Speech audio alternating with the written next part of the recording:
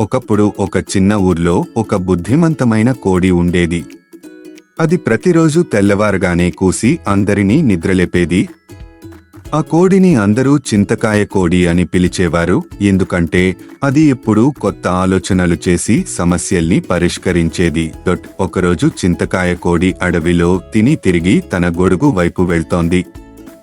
ఆ సమయంలో ఒక పెద్ద నక్క దారిలో అడ్డంగా నిలబడి, "ఏ కోడిగారు, మీరంటే నాకు చాలా ఇష్టం. కానీ ఈరోజు నేను చాలా ఆకలితో ఉన్నాను. అందుకే మిమ్మల్ని తినేయాల్సి వస్తోంది" అని చెప్పింది. చింతకాయ కోడి కంగారు పడకుండా, "ఓ నక్క, నన్ను తినడమంటే సరే, కానీ ముందు నా మాట విని ఆలోచించు" అంది. నక్క ఆశ్చర్యపడి, "ఏం మాట? చెప్పు చూద్దాం" అంది. చింతకాయ కోడి, "ఇక్కడ మా రాజుగారు ఒక ఆదేశం ఇచ్చారు. మనుషులైనా జంతువులైనా ఒకరినొకరు తినడం మానేయాలని చెప్పాడు. రాజుగారి సైన్యం ఎక్కడికైనా వస్తుంది. నన్ను తింటే నిన్ను శిక్షిస్తారు" అంది. నక్క కొంచెం సందేహించి, "ఏం నిజమా? ఎవరూ నన్ను శిక్షించలేరు" అంది.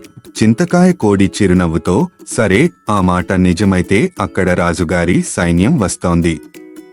వాళ్ళని అడిగి నిజమని నమ్మించుకో" అంది. నక్క తీరా వెనక్కి తిరిగి చూస్తే కొందరు మనుషులు ముందుకు వస్తున్నట్టు కనిపించింది. నిజానికి అవి కేవలం కొన్ని దూరంగా ఉన్న కొండచర్యలపై కదులుతున్న నీడలు మాత్రమే. అయితే నక్క భయపడి, "నువ్వు నిజమే చెప్పావు.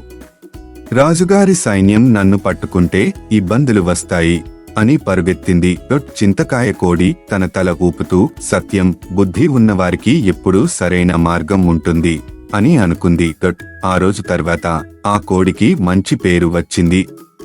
ఇతర జంతువులకు కోడికి మధ్య స్నేహం ఏర్పడింది. ఈ కథ చివరికి అందరికీ ఒక ముఖ్యమైన గుణపాఠం నేర్పించింది. అపాయం ఎదురైనప్పుడు భయం కాకుండా బుద్ధిని ఉపయోగిస్తే విజయమే సాధ్యమవుతుంది. ఇలా చింతకాయ కోడి తన తెలివితేటలతో ఆ రోజు తన ప్రాణాలను రక్షించుకుంది.